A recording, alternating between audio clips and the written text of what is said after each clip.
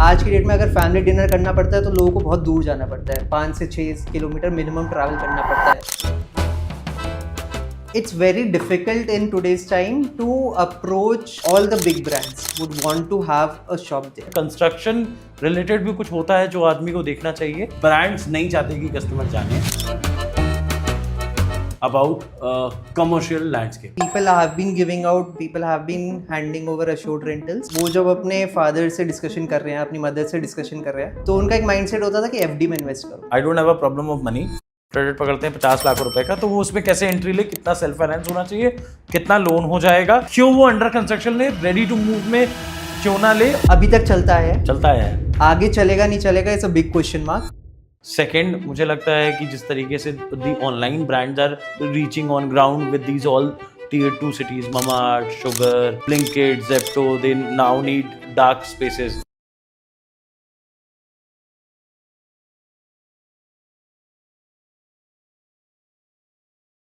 तो now we have with us Udit ji. Udit ji के बारे में जैसा मैंने आप सब लोगों को बताया, this podcast has to be watch till the end, ताकि आप लोग आज यहाँ से बहुत सारी नॉलेज लेकर जाने वाले हैं। बहुत ज़्यादा आप एक लार्जर देन लाइफ वाला व्यू लेकर जाने वाले हैं of about real estate and how do you become the part of this. तो first of all, thank you Udit ji for coming to our channel and this podcast and joining us. Thank you, Ankit ji, for inviting me and happy to share my views. Right तो सबसे पहले Udit ji comfortable हो जाते हैं, ठीक है, शुरुआत कर लेते हैं। आप कुछ बता दो, मैंने तो आपके बारे में बता दिया, आप अपने बारे में बता दो टू ऑल द व्यूअर्स, ठीक है, how has your journey been, and then we will talk about आगे चल के कमर्शियल लैंडस्केप के बारे में। ठीक है, तो basically I am a mechanical engineer by degree. तो मैंने दिल्ली कॉलेज ऑफ इंजीनियरिंग से अपनी इंजीनियरिंग कर रखी है। Then I work with Airtel for a year. Then I did my MBA from SPJMR Bombay, and उसके बाद I work with BCG Boston consulting group for a year. तो उसमें मेरे वेरीड एक्सपीरियंसेस थे across 4 domains, in fact 5 domains if I specify. And तब तक मुझे realise हुआ कि real estate is a very innovative and an upcoming domain जिसके बारे में बहुत कुछ अभी पढ़ना बाकी है, एंड जो ग्रोथ हमने देखी पिछले 2-3 साल में, and since my father has been into real estate since the last 20 years, I thought why not join him, and that is the transition which I took in last year September, and now I am here sitting with you to discuss. तो अभी basic अगर एक जो आदमी इस podcast को देख रहा है और वो समझना चाहे कि हाउ इज कमर्शियल लैंडस्केप या कमर्शियल प्रॉपर्टी जो है वो रेसिडेंशियल प्रॉपर्टी से कैसे अलग है, 2 टर्म्स में, ठीक है। एंड यूज़ तो ऑफकोर्स डिफरेंट ही है, बिकॉज वहाँ पर आप रहते हैं, यहाँ पर आपका जो है आप या तो यूज़ करते हैं या तो आप उसको इन्वेस्टमेंट के लिए ट्रीट करते हैं। बट एज एन इन्वेस्टमेंट अगर आप लैंडस्केप को आइडेंटिफाई करना चाहें रियल एस्टेट की, रेसिडेंशियल वर्सेस कमर्शियल, तो what is your take on that? So I think बहुत ज़्यादा डिफरेंट हैं दोनों लैंडस्केप्स। सबसे पहले तो आई थिंक आपके व्यूअर्स के लिए एक छोटी सी जो टेक्निकलिटी है कि जनरली अगर कोई हाइब्रिड है रेजिडेंशियल और कमर्शियल का कोई भी प्रोजेक्ट, तो उसमें से अगर commercial is less than 15%, so it's still considered a residential real estate. अगर 15% से ज़्यादा है then it can be considered as a commercial landscape. So we're talking here about mixed land use. Correct, in a mixed land use किस चीज़ को हम commercial कह सकते हैं, पहले आई थिंक अगर वो क्लैरिटी हम दे पाए यूजर्स को तो वो बेटर। तो it should be more than 15% of the overall square yard या फिर स्क्वायर फीट, जो भी हम कहना चाहते हैं। I think your question about what the residential landscape is and what the commercial landscape is, I think residential में एक इन्वेस्टर कभी भी अश्योर्ड नहीं होता कि they are just doing it for the investment purpose, या फिर they don't want to live or they don't want to have a end use into it. But commercial में they generally know कि appreciation क्या हो सकता है। by appreciation I mean कि आज की डेट में जो उसकी वैल्यू है वो 2 साल बाद 4 साल बाद क्या बढ़ जाएगी, कितनी हो जाएगी। सिमिलरली कमर्शियल में एक बहुत बड़ी चीज़ होती है रेंटल यील्ड जिसको हम जनरली बोल देते हैं। तो आजकल प्रोजेक्ट्स इतने ज़्यादा डेवलपिंग और इतने फास्ट पेस्ड हो गए हैं कि people have started assuring about yields, people have started giving assured yields, and लोगों ने अपनी लीजिंग ऑलरेडी डिफाइन कर दी है कि ये मेरा प्री लीज्ड है, ये आपको इतना रिटर्न मिलेगा, and people have gone signed agreement with many companies, जैसे हम बोलते हैं. I might not be taking names and everything because obviously there's a certain limit, but वो percentage बहुत lucrative हो गया. So if you're looking purely as a return point of view, so I think commercial is a landscape where you can have multiple sources of increment. And एक और चीज जो I think defines commercial landscape and residential landscape is the ticket size. तो अगर मैं ticket size की बात करूँ तो residential में generally the ticket size is much bigger than a commercial landscape. Commercial landscape में आप 200-300 square feet की शॉप लेकर अगर आप डाल दें वो pre-lease हो जाए या आपको एक अच्छी rental yield मिल जाए. So for a starting investor who has a certain sum to invest, so I think commercial is the space to be in. But आप एज अ ग्रुप अगर अपने आप को आइडेंटिफाई करना चाहें तो आपने ऑलरेडी लखनऊ में काफ़ी प्रोजेक्ट्स कर दिए हैं और आप कर भी रहे हैं, there are in the pipeline. तो to set off this conversation मैं ये भी चाहूँगा आप so that we are able to communicate this to our all the viewers कि आप आज की डेट में क्या क्या प्रोजेक्ट्स लखनऊ के अंदर कर रहे हैं, ठीक है, वो कौन कौन से वर्टिकल्स में हैं और वो किस किस लोकेशंस में हैं, so that people know you as a group and then we will discuss on the general landscape, market landscape, और उसके बारे में फिर हम आगे इन डेप्थ इस सीरीज में अंदर जाएंगे और ये भी डिस्कस करेंगे कि अगर कोई मेरे जैसा बच्चा उठ के कोई काम करना चाह रहा है रियल एस्टेट में तो उसको कहाँ से शुरुआत करनी चाहिए और कैसे करनी चाहिए. So Ankit ji, we are a consortium of two groups basically. जैसे हम बात भी कर रहे थे. There are two groups. One is Kailasha, one is the Baba group, and one is Gandharv group. So हमने previously in लखनऊ एक project deliver कर रखा है by the name of Kailasha enclave on Sultanpur road. अगर हम लखनऊ के अपकमिंग प्रोजेक्ट्स की under construction projects की बात करें, so we have a residential project in Vrindavan Yojana by the name of imperial residentia. Then we are coming up with Kailasha Awadh, I think जो हमारा commercial real estate में पूरा एक यूनिक अपॉर्चुनिटी है सबके लिए. Similarly we are coming up with Kailasha arcade, तो जो हमने एक कैलाशा एनक्लेव बनाई थी पूरी एक रेजिडेंशियल प्लॉटिंग, उसी के साइड में हम कैलाशा आर्केड ला रहे हैं. Then we have done a few projects by the same name, Kailasha Enclave, in Ghaziabad, Rajnagar Extension, and we are coming up with a high-rise building, residential building, Kailasha Estate. In the past, we have delivered two more projects by the name of Imperial Crest.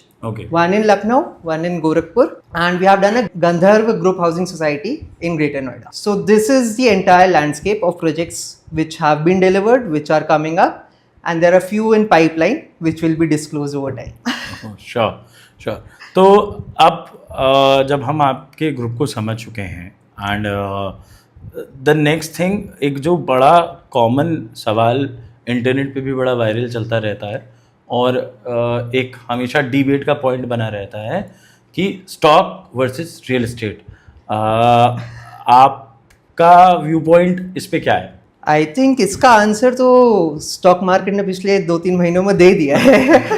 जब हम बात कर रहे हैं stock versus real estate में, और क्योंकि ये जो है कमर्शियल लैंडस्केप के बारे में हम यहाँ बात करने वाले हैं इस पॉडकास्ट में, तो how do you rate, I am getting more specific थोड़ा यहाँ पे, कि how do you rate stocks versus commercial real estate? Because as an realtor मेरे भी दिमाग में ये आता है कि जी आप रेजिडेंशियल भी लेंगे तो ठीक है, rental yield are around 2.5-3% depending upon जो भी शहर में लोग बिलोंग कर रहे हैं, बट कहीं ना कहीं पूरे इंडिया में ही लैंडस्केप में 3% के आसपास घूमता है.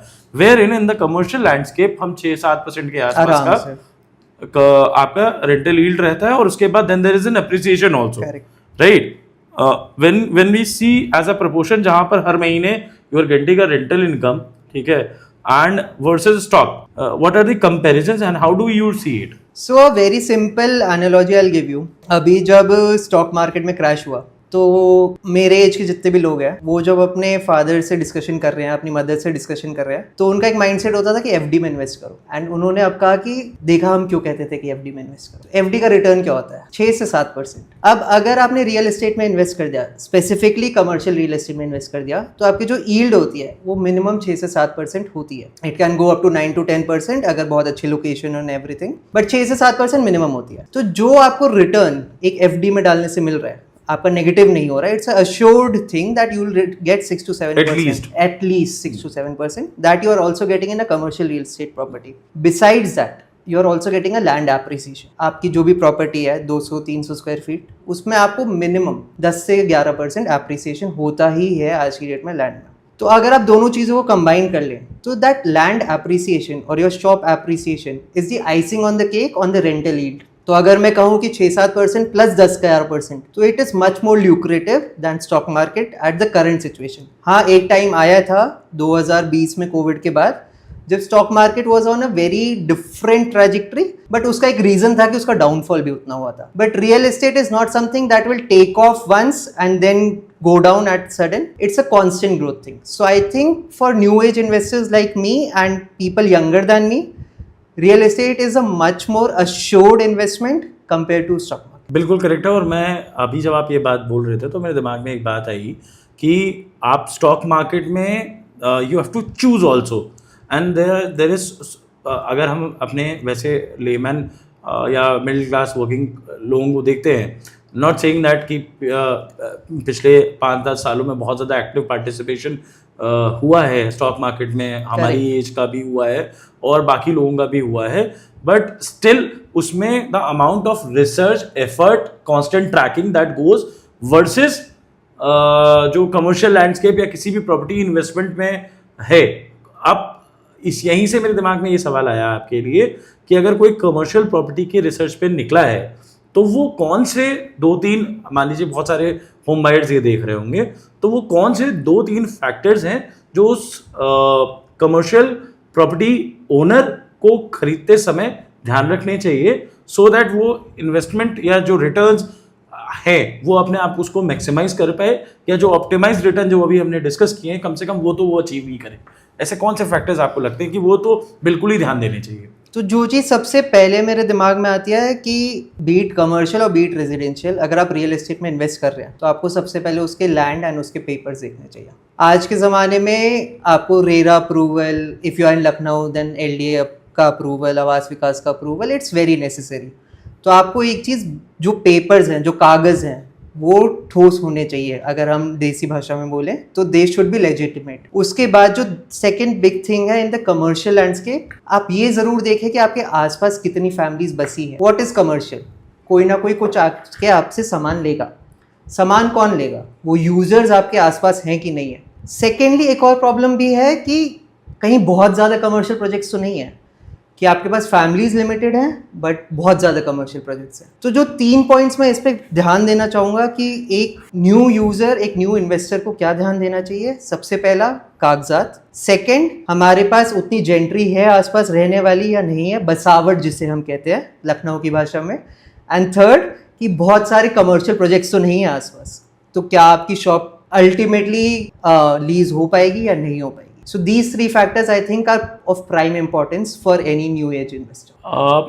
अगर इसके बाद एक क्वेश्चन जो हमारे व्यूअर्स, जब हम कमर्शियल रियल एस्टेट का डिस्कशन करते हैं तो पूछते हैं कि जी ऐसे बहुत सारे प्रोजेक्ट्स भी हमने देखे हैं कि जहाँ पर 200 स्क्वायर फीट की या 100 स्क्वायर फीट का उन्होंने लो टिकट साइज की एक शॉप खरीद ली, without naming the brand as you said, ठीक है। 100 स्क्वायर फीट की दुकान एक ऐसी जगह खरीद लिया और वही 100 स्क्वायर फीट की दुकान दूसरी जगह वो खरीदते हैं, और दोनों की रेंटल यील्ड्स में या एप्रिसिएशन में हम कह लें बहुत ज़्यादा ज़मीन आसमान का अंतर होता है। तो what are the factors that drive apart from the location? ये तो बिल्कुल इजी केक हो जाएगा वरना आपके लिए, और हम आपसे जितनी भी इंफॉर्मेशन एक्सट्रैक्ट कर सकते हैं वो आज हमें करनी है कि apart from the location what are the factors जो एक 100 स्क्वायर फीट की दुकान X और Y जगह पे अगर है तो दोनों के रेट जो रिटर्न्स है वो डिफर होते हैं। तो I think location is of prime most importance, आपने उसकी बात की, बट लोकेशन के साथ जैसे मैंने इससे पहले वाले क्वेश्चन में बताया, एक बसावट एक बहुत इंपॉर्टेंट रोल है कि आपके आसपास कितनी फैमिलीज रह रही है। फॉर एग्जांपल, आपका एक 100 स्क्वायर फीट है जिसमें 100 फैमिलीज आसपास रह रही है, एक है जिसमें 10,000 फैमिलीज रह रही है। तो अगर मैं और आप एक कमर्शियल प्रोजेक्ट के पास रह रहे हैं तो हमारी डेली कोई नीड्स होंगी, हमारी लाइफस्टाइल नीड्स है, हमारी इलेक्ट्रॉनिक नीड्स है। तो अगर हमारे पास एक कमर्शियल प्रोजेक्ट है तो definitely we would like to go there. तो एक वहाँ से वैल्यू एप्रिसिएशन का बहुत बड़ा रोल आ जाता है कि वो जो 100 स्क्वायर फीट की दुकान होगी most probable to yield better returns. तो जो हम कहते हैं कि 6-7% से 9-10% कहीं कहीं मिल जाता है, वो कैसे मिलता है? वहाँ पे उतनी अपॉर्चुनिटी है, वहाँ पे उतनी बसावट है। सेकेंडली, यू नीड टू सी कि आपके जो मेजर हब्स हैं, B it a railway station, B it a airport, B it आपका जो कनेक्टिविटी है वो कितनी पास है। आज की डेट में आपके जो मेजर प्रोजेक्ट्स हैं, मैं लखनऊ का हूँ, दिल्ली का हूँ, तो वो क्या करते हैं, वो प्राइम लोकेशंस में खोल देते हैं। वहाँ पे इतने ज़्यादा कमर्शियल हब्स खुल गए हैं कि ब्रांड्स तो लिमिटेड ही है ना, तो ब्रांड्स के पास अपॉर्चुनिटी नहीं है कि वो हर एक शॉप में जाके अपना एक रिटेल आउटलेट खोल दे। तो यू नीड टू सी कि स्कार्सिटी कहाँ पे है। And the third most important point कि बिल्डर में आपको ट्रस्ट है कि नहीं है। बिल्डर के पास डिलीवर्ड प्रोजेक्ट ज़रूर देखिए, बिल्डर की टाइमलाइन ज़रूर देखिए, क्योंकि क्या होता है कि बिल्डर बना देता है बट अगर कंस्ट्रक्शन क्वालिटी अच्छी नहीं होती तो जो बड़े ब्रांड्स हैं उन्हें आने में दिक्कत होती है, हिचकिचाहट होती है। तो अगर वो कंस्ट्रक्शन क्वालिटी अच्छी है, वो सारी सर्विसेज उन्होंने प्रोवाइड की है, एमिनिटीज सारी प्रोवाइड की है, तो आई डोंट थिंक वो 6 to 7% का जंप 9 to 10% वो आसानी से हो जाएगा। और ये 3-4 फैक्टर्स अगर हम ध्यान में देते हैं तो I think so it makes your investment a very lucrative investment. Uday ji, जब आप अपना प्रोजेक्ट प्लान कर रहे थे, फॉर इंस्टेंस कैलाशा अवध, ठीक है, तो उस समय जब आप प्रोजेक्ट डिवाइस करते हैं तो what is your thought process in terms of the consumer कि ये प्रोजेक्ट, क्योंकि that involves a huge amount of effort, money and time also, ठीक है, you have to get involved onto the ground for a long period of time, sales, marketing, construction, everything. तो जब आप वो project करने जा रहे थे कैलाशा अवध, तो what were the key factors that you thought कि this will be a very different product from whatever is being already offered in the market? आपने एक लास्ट टाइम बहुत अच्छी बोली, what ever is being offered in the market. हमारे लिए एक बहुत अच्छी बात थी कि वहाँ पे जहाँ पे हमने ये प्रोजेक्ट लॉन्च किया है बिजनौर रोड ओमेक सिटी के साइड में, तो वहाँ पे एक बहुत बड़ा वाइट स्पेस था, वहाँ पे एक अच्छा कमर्शियल एस्टेट का प्रोजेक्ट था ही नहीं। और वहाँ पे जो बसावट है, वहाँ पे जो ऑक्यूपेंसी है, तो are like 25,000 to 30,000 families living within 2 kilometre. तो उनके पास कोई अपॉर्चुनिटी नहीं थी, उनको दूर जाके अंसल्स जाना पड़ता था, या फिर उन्हें गोमती नगर जाना पड़ता था, या फिर आपका लुलु मॉल हो गया, फीनिक्स मॉल हो गया, बट उनके आसपास कोई भी उनके एक ऐसा कमर्शियल हब नहीं था जहाँ पे उनकी सारी लाइफस्टाइल नीड्स मैच हो। तो हमारे लिए एक सबसे बड़ा जो वाइट स्पेस था, हम ढूंढ रहे थे कि what's the white space in this market, and हमें पता चला कि यहाँ पे ऐसा कुछ है ही नहीं। तो सबसे प्राइम मोस्ट रीजन ये था। सेकेंडली, अगर आप देखेंगे इस प्रोजेक्ट को अच्छे से स्टडी करेंगे तो आपने देखा होगा कि हमने इसमें शॉप्स भी दिए हैं, LGF, UGF first floor, then हमने सेकंड फ्लोर पूरा ऑफिस स्पेसेस दिया है, एंड थर्ड फ्लोर हमने डाइनिंग दिया है। तो अगर आप देखेंगे this is an entire ecosystem, it's not just it's a commercial. Generally लोग जब कमर्शियल सोचते हैं तो उनके दिमाग में जो पहली चीज़ आती है वो रिटेल शॉप आती है, वो ऑफिसेज क्लिक नहीं करता, रेस्टोरेंट्स नहीं क्लिक करता। तो हमने पूरा इकोसिस्टम दिया है। तो वहाँ पे जो फुटफॉल है दैट्स अ कंटिन्यूस फुटफॉल। आपके जो पीछे 20-30 हज़ार लोगों की फैमिली है, अगर वो ऑफिस स्पेसेस बनाते हैं तो ऑफिस जाएंगे, फिर वो वहाँ पे डाइनिंग करेंगे, फैमिली डिनर्स के लिए जाएंगे। आज की डेट में अगर फैमिली डिनर करना पड़ता है तो लोगों को बहुत दूर जाना पड़ता है, 5 से 6 किलोमीटर मिनिमम ट्रैवल करना पड़ता है। वहाँ के जो लोग हैं उनके लिए कोई अच्छी लोकेशन थी नहीं जहाँ पे वो फैमिली डिनर कर पाए या फिर वो रिटेल शॉप ले पाए। आज की डेट में इलेक्ट्रॉनिक्स, लाइफस्टाइल ब्रांड्स, देन आपके डेली नीड्स के बड़े बड़े जो बाजार हो गए, GT जिसको हम GT एंड मॉडर्न ट्रेड कहते हैं, तो उनकी जो शॉप्स हैं वो आसपास है ही नहीं। तो वो जो white space, exactly this term I use before, जो वाइट स्पेस थी हमने उस पर कैप्चर करने की कोशिश की।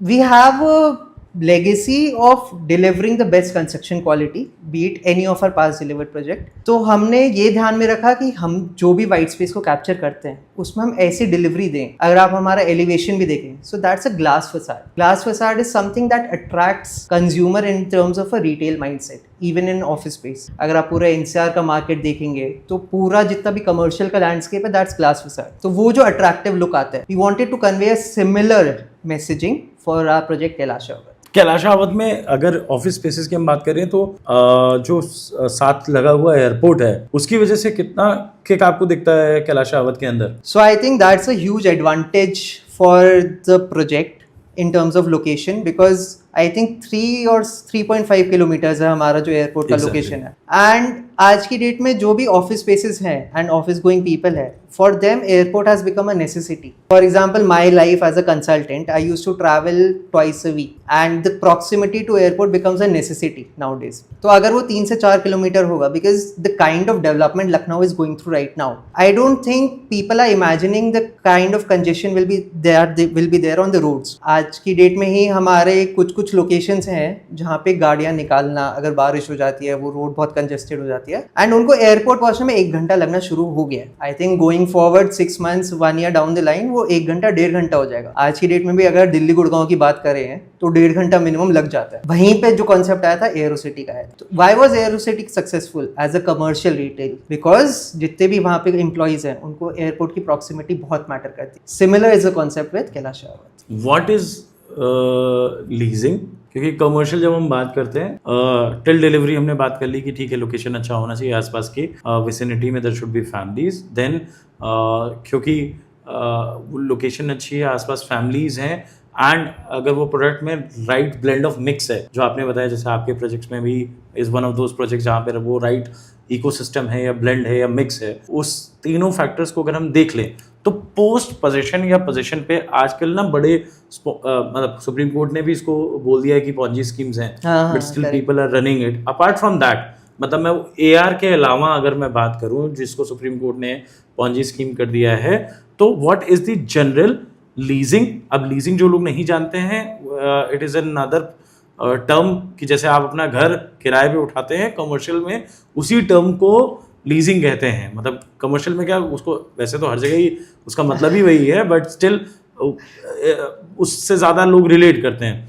तो वो लीजिंग करते समय वो भी एक बड़ा फैक्टर होता है आदमी का, बिकॉज वही आपका रेंटल ड्राइव करना चाहिए, करते हैं कमर्शियल में, वही फैक्टर है जो मेजर आपका कमर्शियल ड्राइव करता है। तो आप वो लीजिंग कैसे तय करते हैं एज अ ब्रांड? आप कैसे तय करते हैं कि हमें इस ब्रांड के अंदर लाना चाहिए? लीज गारंटी क्या है, जो हम टर्म्स बहुत ज़्यादा सुनते हैं। फिर लीजिंग असिस्टेंस क्या है, जो एक हम टर्म सुनते हैं। फिर जो बायर्स ये देख रहे हैं कि लीज असिस्टेंस, लीज गारंटी के अलावा अगर उनको अपनी दुकान लीज आउट करानी है, अगर एक कमर्शियल प्रॉपर्टी ओनर को अपनी दुकान लीज आउट करानी है, तो वो कैसे कर सकता है? तो ये 3-4 क्वेश्चंस लीजिंग अराउंड मैंने आपसे पूछे हैं, so that the anyone who is looking this episode वो लीजिंग एज एन इकोसिस्टम पूरा समझ जाए। तो सबसे पहले आई थिंक आपने जो बहुत ही अच्छे से डेफिनेशन समझाई, लीजिंग अगर रेजिडेंशियल में आप अपना घर किसी किराएदार को दे रहे हैं तो that's rental.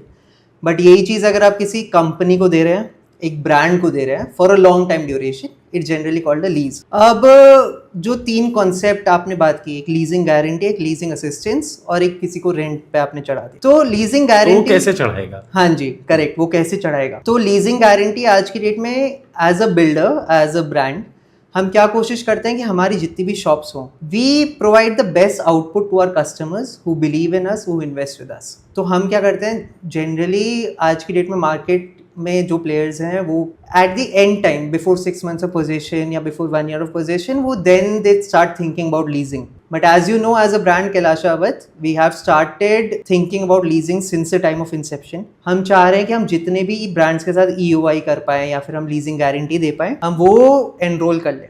And we have a few brands in pipeline as well. तो एज अ ब्रांड हम चाह रहे हैं कि we provide the best to our customers, and उसी में as a brand we don't believe in the concept of leasing guarantee, because guarantee is a term जिसमें आप कस्टमर के faith and trust के साथ कहीं ना कहीं play around कर रहे हो। We always believe in the term of leasing assistance, कि हमने अगर अपने ब्रांड्स के साथ EOI ले लिया है, EOI is expression of interest। सबसे पहले उदित जी आपकी एक्सप्लेन करिए, because maybe we can understand it in one go कि लीज गारंटी है क्या। लीज असिस्टेंट और गारंटी में वो एक थोड़ा सा जो ट्विकिंग वाला अंतर है, क्योंकि लीजिंग तो आप दोनों जगह ही करके दोगे कस्टमर को as a good faith, but वो अंतर क्या है? What is the difference between leasing guarantee and leasing assistant? पहले ये समझा देते मुझे लगता है। तो लीजिंग गारंटी में जनरली आपने आज की डेट में क्या देखा होगा, मार्केट में there is a fixed percentage of yield which you promise at the day of booking, that's a leasing guarantee. Leasing assistance में आप क्या करते हैं, you tell the customers that there are certain brands which have showed expression that have shown interest in the brand and they have shared their expression of interest with you, and you assure the client that hum by the time of possession we'll provide everything, we have a lot of brands in pipeline and we'll close them। उन्होंने अपना expression of interest already show कर दिया है, and आपको ये assurity हम दे रहे हैं कि by the time we give possession आपकी shop ऑलरेडी रेंट पे चढ़ जाएगी, बेसिकली उसकी लीज हो चुकी होगी। So that's how we provide leasing assistance to them. We don't give anything on paper, but we let them know कि हाँ कि we are working with it, and we don't want to give you false hopes कि हम 12%, 15%, 20%। आजकल market में 15% is a common term which is being used. हम वो नहीं करते, हम कस्टमर को गलत होप पे सामान नहीं बेचना चाहते। We want to make sure कि हम आपको जो भी डिलीवरेबल दे रहे हैं हम उस पर खड़े उतरेंगे, एंड हमारे जो भी एक्सप्रेशन ऑफ इंटरेस्ट जिस ब्रांड्स के साथ हैं वो हम फुलफिल करें एंड आपको उसमें असिस्टेंस दिलवाएं। तो अभी भी एक क्वेश्चन जो हम आपसे पूछ रहे थे कि अगर कोई एक नॉर्मल कमर्शियल बायर है और अगर उसको लीजिंग में आगे बढ़ना है तो वो कैसे बढ़े, वो हाउ डू ही अप्रोचेस? चलिए आपके यहाँ लेता है तो आपके यहाँ लीजिंग असिस्टेंस है, बट नॉर्मल जगह लेता है तो वो how do he approaches a brand कि वो उसके यहाँ आ पाए as a builder, as a customer? As a customer. So as a customer, I think it's very difficult in today's time to approach a big brand. That is why you should always try and be in a place Correct. where these things are Correct. offered. तो हमने जो बात की कि वो 3 factors कौन से हैं, तो अगर वो 3 फैक्टर्स हैं तो ब्रांड्स खुद आपको अप्रोच करेंगे। There are 2 factors always driving the market. One is the push market, one is the pull market. अगर आपका कमर्शियल प्रोजेक्ट एक अच्छी लोकेशन पे है तो वहाँ पे ब्रांड्स वुड बी पुलिंग, मतलब you will be pulling the brands as a customer, brands आपके पास खुद आएंगे। अगर वही कमर्शियल एस्टेट एक बहुत ही क्राउडेड मार्केट में है जहाँ पे बहुत सारे कमर्शियल प्रोजेक्ट्स ऑलरेडी है बट रेजिडेंट्स कम है, तो वहाँ पे you need to do push marketing, आपको ब्रांड को बुलाना पड़ेगा। That's why when I said कि एक वाइट स्पेस था जहाँ पे कमर्शियल का स्कोप बहुत ज्यादा था, तो वहाँ पे जब वो प्रोजेक्ट बन के डिलीवर हो जाएगा, all the big brands would want to have a shop there, and इस बात की गारंटी वहां से हो जाती है कि खुद brands would be coming to you to buy a space in that project. अब अगर कोई बिल्कुल एंट्री लेवल का लेमन है एंड आई वांट, मैं बार बार ये शब्द का यूज इसलिए कर रहा हूँ या मैं बार बार आपसे इतना डीप डाइव करके क्वेश्चन इसलिए पूछ रहा हूँ क्योंकि आई ऑलवेज बिलीव इन कि हमारे बायर्स के पास ना जो नॉलेज है वो डिस्टॉर्टेड गई हुई है। करेक्ट। एंड आज भी जो बायर्स है चाहे वो रेजिडेंशियल का हो चाहे कमर्शियल का हो, and that is where we also stand out as an base, as an organization, that we try and educate more over selling. ठीक है, so we believe in the philosophy wherein we say कि boss ये चीज़ें हैं, आप it is ultimately it should be your decision and well informed decision, ठीक है, is where we are trying to work on. तो इसलिए मैं आपसे वो बार बार डिटेलिंग में या बहुत आपको मेरे लिए हो या आपके लिए हो सकता है कि वो बिल्कुल बेसिक टर्मिनोलॉजी हो, बट जो ये पॉडकास्ट देख रहे हैं उनके लिए हो सकता है ये वो टर्मिनोलॉजी बेसिक ना हो। तो कमर्शियल की जब आप बात करते हैं, ये मतलब ये क्वेश्चन मुझे शायद पहले ही पूछना चाहिए था, तो वो कमर्शियल में क्या क्या इंक्लूड होता है and what are the different offerings जो आज कमर्शियल एज एन हेड के नीचे ऑफर हो रही है मार्केट में? करेक्ट। तो आई थिंक जब मैंने इकोसिस्टम की बात की थी तो that is what I wanted to bring to the table as well, कि commercial generally first thing what a customer thinks is एक दुकान होगी वहाँ से मैं कुछ ले लूँगा, that's commercial. But commercial is a huge landscape. It can be your retail shops, it can be your offices, it can be dining experiences, आपके जो गेमिंग जोन्स होते हैं वो हो सकते हैं, आपके industrial parks or commercial, studios, आपके वेयर हाउसेज हो सकते हैं, आपके स्टूडियोज हो सकते हैं, देन इवन आपका जो हॉस्पिटल का इंफ्रास्ट्रक्चर है that is also a commercial space right now. तो commercial can be anything that is not residential, and residential की जो हमने डेफिनेशन पहले डिस्कस की, so anything that you can think of in real estate apart from residential is a commercial property. और अगर किसी का टिकट साइज छोटा है और कमर्शियल किसी को कब प्लान करना चाहिए, ठीक है, at what stage of life में भी one should plan a commercial, और अगर वो प्लान कर रहा है तो उसे किस तरीके की कमर्शियल में एंट्री लेनी चाहिए? I think it's a very personalised question because हर एक इंसान का अपना पर्सपेक्टिव होता है, but if I see generally एक सरप्लस जो किसी भी इंसान के पास बनना शुरू हो जाता है that's around the age of 25 to 30, जब वो एक सरप्लस बनाना शुरू कर देता है, and that is when they start thinking कि अब ये जो मेरे पास थोड़ा बहुत एक्सेस पैसा है वो मैं कहाँ इन्वेस्ट कर सकता हूँ या इन्वेस्ट कर सकती हूँ। तो I think that's a stage of life where they should think कि हाँ ठीक है, we have a surplus of around 10 lakhs 15 lakhs, we can invest it somewhere, and that is where commercial steps in. अब 10 से 15 लाख रुपए में you can't buy a 500,000 square feet space, there is a limitation. So आपने जो कहा starting point can always be 100, 150, 200 square feet की space, but eventually आप आज की डेट में हमारा बैंकिंग सिस्टम बहुत मजबूत है and they basis your credibility, basis your pass score, your CIBIL score, वो आसानी से लोन दे देते हैं in commercial space because they also know कि उस प्रोजेक्ट का या फिर उस स्पेस का क्या रिटर्न है, so they are assured of the space. तो एक बार अगर आपको लोन मिल जाता है if you are short on funds, तो आई थिंक कमर्शियल स्पेस में आपने जो क्वेश्चन पूछा कि किस चीज़ में इन्वेस्ट करना चाहिए, so I think at the starting if you want the ownership of a entire shop, so I think so you should invest in a retail space.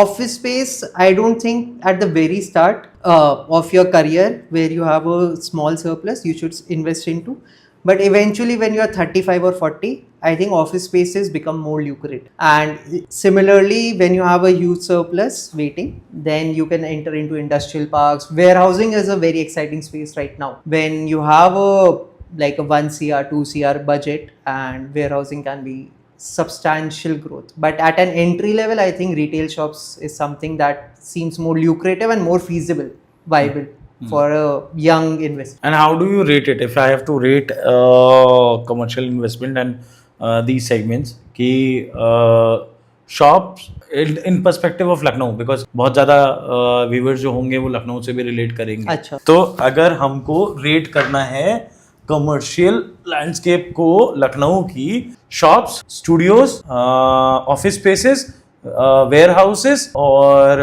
Virtual spaces, आप कैसे रैंक करो in terms of returns descending order में? It's a very difficult question because हमारा जो entire investment है वो हमारे पास कितना सरप्लस है उस पर डिपेंड करता है. Let's see, I don't have a problem. Correct. I don't have a problem of money. Now you tell me कि ये वो ट्रायंगल है जिसके टॉप पे आपके मैक्सिमम रिटर्न बनेंगे, एवरेज आप अपने पर्सपेक्टिव से बता सकते हो. So from my, because I can not generalise it, ठीक है, it's not a know how for me, know all for me as well. तो मेरे लिए the most significant and most secured investment would be a retail shop, then office spaces, then probably a warehousing space, and then I think so virtual space and as well as studios I will rate equally. Okay. So that's my level of segmentation. तो अब आ जाते हैं कि अगर जैसे residential में तो home loans मिल जाते हैं, कमर्शियल अगर किसी को लेने जाना है तो लेट्स से आपके ही प्रोडक्ट का एग्जांपल ले लेते हैं. टिकट साइज अगर एवरेज प्रोडक्ट पकड़ते हैं 50 लाख रुपए का, तो वो उसमें कैसे एंट्री ले, कितना सेल्फ फाइनेंस होना चाहिए, कितना लोन हो जाएगा, और क्यों वो अंडर कंस्ट्रक्शन ले, रेडी टू मूव में क्यों ना ले, और रेडी टू मूव अगर कुछ लेने जाएगा तो वो उसको किस रेंज में मिलेगा?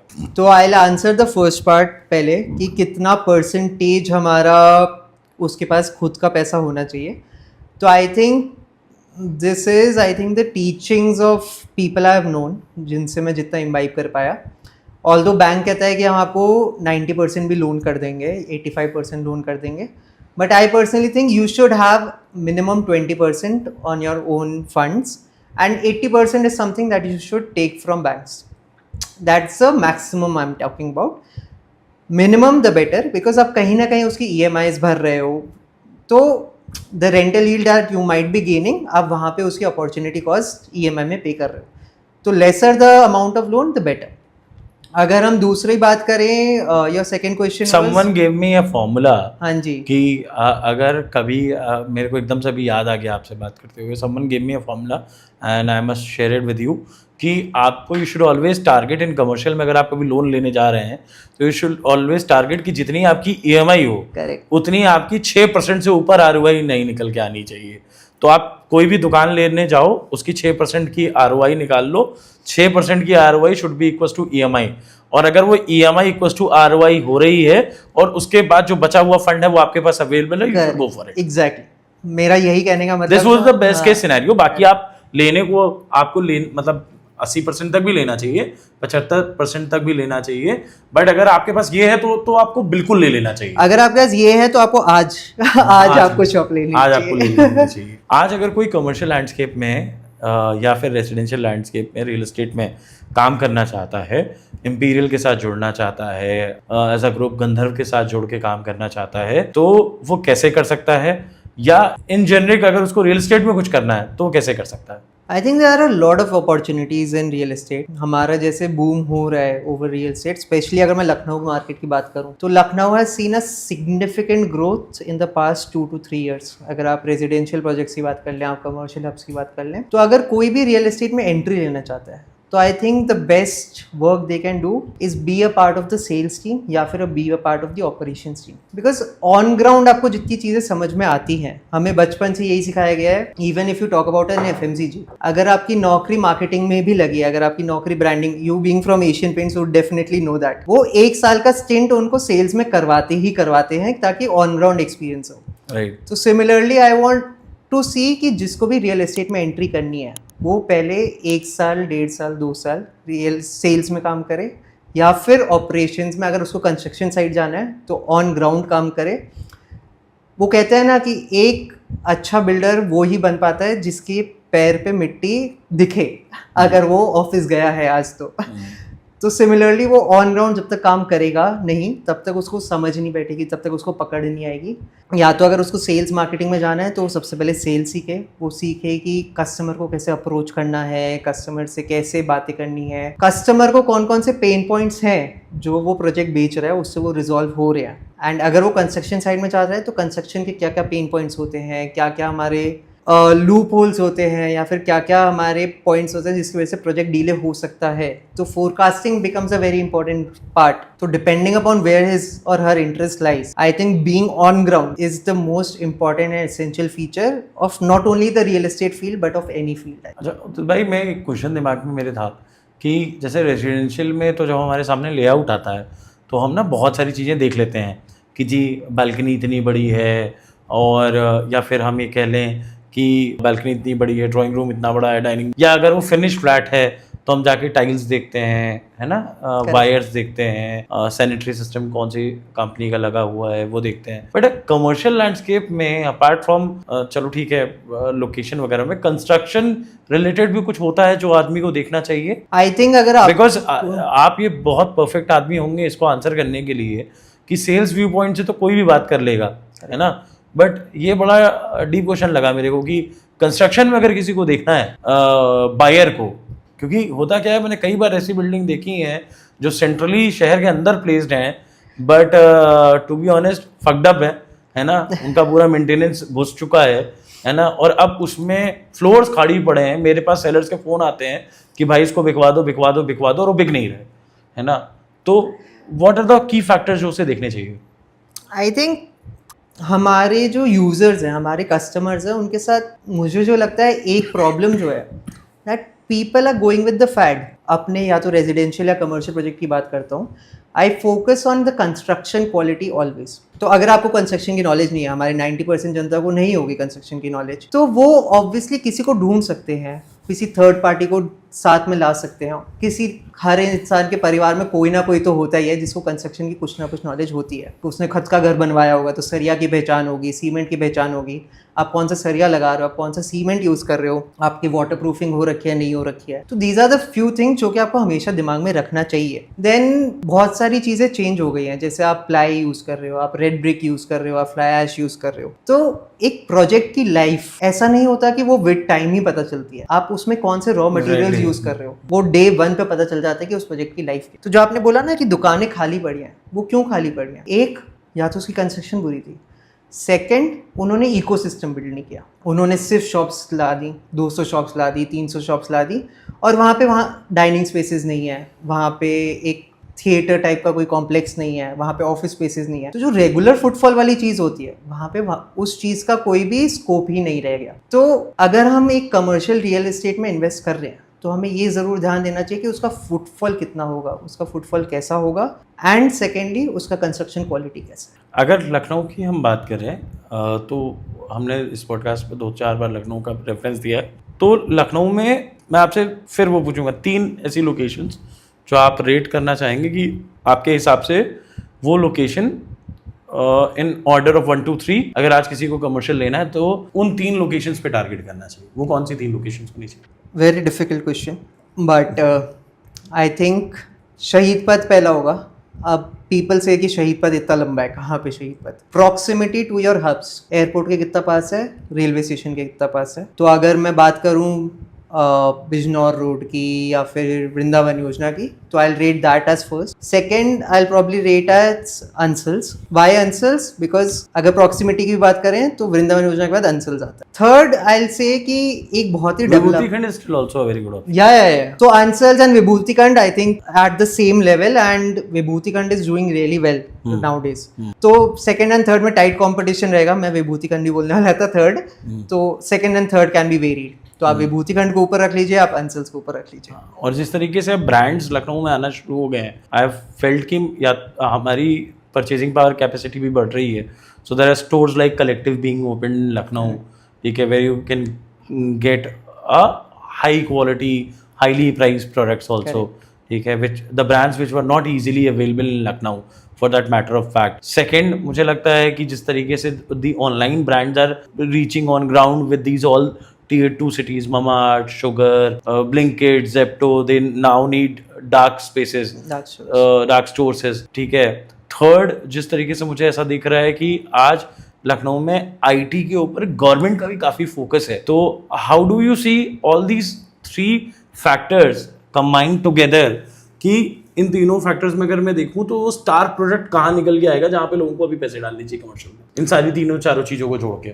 For me it could be a bias also, but for me it would be शहीद पथ जितना एयरपोर्ट के पास हो, जहाँ पे आपका फुटफॉल बहुत ज़्यादा हो, एंड इन सब फैक्टर्स को ही ध्यान में रखते हुए हम जो प्रोजेक्ट ला रहे हैं. तो हमारे लिए जो प्रोजेक्ट सबसे ज़्यादा lucrative in terms of all the 3 factors you mention, I think so would be कैलाशावत, located adjacent to Omaxe city. अभी एक बस लास्ट क्वेश्चन, आपको आज बहुत ज़्यादा परेशान नहीं करेंगे. दोबारा अगर आप लोगों ने बोला तो दोबारा बुला लेंगे उदित जी को. एक लास्ट क्वेश्चन इस पॉडकास्ट का रहेगा कि आज अगर वो 3 चीजें फिर से मैं पूछूंगा आपसे कि जो ब्रांड्स नहीं चाहते कि कस्टमर जाने अबाउट कमर्शियल लैंडस्केप, या छुपाते हैं या नहीं छुपाना चाहिए, and this should be very honest. I think technicalities are something which brands hide. For example वो कहीं ना कहीं लिख देंगे लीजिंग असिस्टेंस. अभी हमने बहुत ज़्यादा डिस्कस किया difference between leasing guarantee and leasing assistance. वो लिख देंगे leasing guarantee but they are providing you leasing assistance. So the technicalities of how you see paper work बहुत स्ट्रांग होना चाहिए आप. And real estate is all a game of paper work. तो आपका land सही है नहीं है is the prime most thing. मतलब अगर आज की डेट में आप शॉप खरीदते भी हैं तो उसकी लैंड क्या है, उसकी लैंड की वैल्यू क्या है, उसके लैंड के पेपर वर्क सही है नहीं है, उसका अथॉरिटी अप्रूवल है नहीं है. एंड ये चीज़ मुझे किसी ने बहुत अच्छे से सिखाई थी. अगर आपको लैंड की ऑथेंटिसिटी चेक करनी है, अगर आपके पास पूरा फंड है तब भी आप 10% बैंक से लोन ले लो. वो 10% बैंक से लोन क्या करेगा, वो बैंक आपका पूरा लीगल वेट करेगा उस लैंड को, एंड आपको पता चल जाएगा कि authenticity and genuinity of the land क्या है. तो ये चीट कोड मैं जो भी इन्वेस्टमेंट करूंगा आगे या मैं करता आया हूँ, मैं उसमें ये जरूर यूज करता हूँ. एंड सेकेंडली लीज गारंटी में परसेंटेज फिक्स कर देते हैं. तो these 2 things are, I think, I don't know how they will perform. People have been giving out, people have been handing over assured rentals, and अभी तक चलता है. आगे चलेगा नहीं चलेगा, it's a big question mark. And अब तो सुप्रीम कोर्ट ने उसको पॉन्जी स्कीम कह दिया है, तो अब लगता है सीधे चलना ज्यादा सही रहेगा. सीधा चलना ज्यादा सही रहेगा. आप हमारे किसी भी प्रोजेक्ट में देख लीजिए, हम अश्योर्ड रेंटल जैसी चीज को ना ही बताते हैं और ना ही पब्लिसाइज करते हैं. Anything that you want to say to your home buyers, young people watching you for commercial landscape, and then we'll end this podcast. जो हमने पूरे, अगर मैं समराइज करूं हमारे पॉडकास्ट को, if you may allow me. अरे प्लीज. सो वन थिंग जो हमने देखा कि if there is a young investor, तो उसको 3 चीज़ें हमेशा करनी चाहिए. एक, लैंड वेटिंग, पेपर वर्क बहुत स्ट्रांग होना चाहिए. आप किसी भी चीज़ में इन्वेस्ट कर रहे हैं रियल एस्टेट में, भले वो रेजिडेंशियल हो या कमर्शियल हो. सेकेंडली, पीपल फैड में क्या करते हैं कि वो 5% 10% अमाउंट उनके पास होता है, वो 90% लोन ले लेते हैं. बट क्या उनका ROI बन रहा है, क्या वो EMI पे कर पाएंगे नहीं कर पाएंगे, वो उसका ध्यान नहीं दे रहे. तो you should do those calculations in mind. Thirdly, आपका कमर्शियल प्रोजेक्ट जहाँ भी आ रहा है, क्या वहाँ पे आसपास लोगों के पास बाइंग कैपेसिटी है, क्या वहाँ पे क्वालिटी एंड क्वांटिटी दोनों है. अगर ये 3 चीज़ें सही हैं, कमर्शियल स्पेस में इन्वेस्ट करिए, and I think we are good to go. It was lovely talking to you, Ankit ji. Same here. Thank you. Thank you.